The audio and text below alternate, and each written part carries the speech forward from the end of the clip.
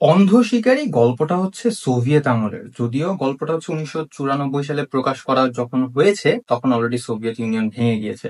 তো গল্পের কাহিনীটা হচ্ছে যে ব্রিটেনের একটা ঘরোয়া নির্বাচনকে কেন্দ্র করে সোভিয়েত ইউনিয়নের যেই তৎকালীন যে কর্মকর্তা ছিল, কর্মকর্তাদের মধ্যে কোনো একজন হচ্ছে একটা প্ল্যান বানায় যে এই প্ল্যান অনুযায়ী যদি কাজ করা হয় তাহলে ব্রিটেনের সেই নির্বাচনটাকে সোভিয়েত রাশিয়া হচ্ছে প্রভাবিত করতে পারবে। তো এই প্ল্যানটা পরবর্তীতে হচ্ছে জেনারেল সেক্রেটারি, মানে সোভিয়েত ইউনিয়নের যে জেনারেল সেক্রেটারি, সে হচ্ছে বাস্তবায়ন করে। তো পরবর্তীতে যেটা হয়, রাশিয়া থেকে উম, ব্রিটেনের মধ্যে মেজর তাতায়েভ নামে একজন এজেন্টকে পাঠানো হয়, এসপিওনেজ এজেন্টকে পাঠানো হয়, যে এজেন্টের মূল লক্ষ্য থাকে হচ্ছে প্ল্যানটা বাস্তবায়ন করা। প্ল্যানটা ইনিশিয়ালি কি ছিল? প্ল্যানটা ছিল হচ্ছে যুক্তরাজ্যের মানে অরক্ষিত কোনো একটা নিউক্লিয়ার বেজে বিস্ফোরণ ঘটানো, যেন এর দায়ভারটা যুক্তরাজ্যের উপরে পড়ে বা ব্রিটেনের উপরে পড়ে।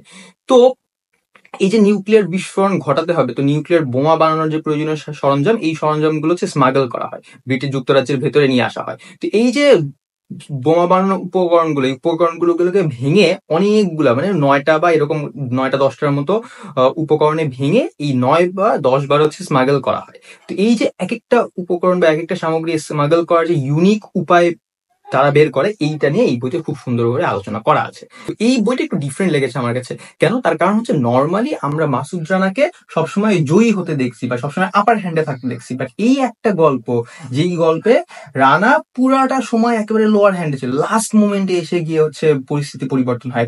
এছাড়া এই গল্পের মধ্যে হচ্ছে সোহেল, তারপরে রাহাত খান, এই তাদের মতো ক্যারেক্টারও ছিল, বাট মেইন একটা ক্যারেক্টারের মধ্যে অন্যতম ছিল হচ্ছে গিল্টি মেয়ার। গিল্টি মেয়ার বেশ অনেকটা প্রভাব আমরা এই গল্পটার মধ্যে পেয়েছি।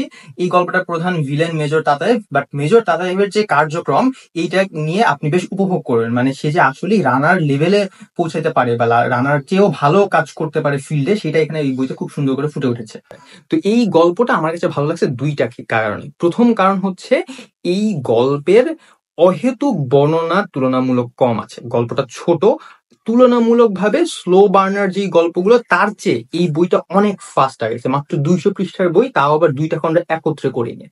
সেকেন্ড যে জিনিসটা ভালো লাগছে, এই যে নিউক্লিয়ার বোমা বানানোর বিভিন্ন সরঞ্জাম, বিভিন্ন প্রয়োজনীয় উপকরণ, আমি নামগুলো এখানে বলবো না, প্রয়োজনীয় উপকরণগুলো বিভিন্নভাবে চোরাচালান উপায়ে যুক্তরাজ্যের মধ্যে প্রবেশ করানো হয়। তো এই প্রবেশ করানোটা তো ইজি না। সো এইখানে একটা হচ্ছে ক্যাট অ্যান্ড মাইস গেম চলে, যে হচ্ছে কিভাবে প্রবেশ করাবে। এখানে একটা টানটান উত্তেজনা থাকে। তো পুরা গল্পটার মধ্যে এই টানটান উত্তেজনাটা ছিল এখানে। যদি আপনি মাসুদ রানার ফ্যান হয়ে থাকেন তাহলে ডেফিনেটলি অন্ধ শিকারীটা একবার পড়বেন, পড়লে আপনার অবশ্যই ভালো লাগবে।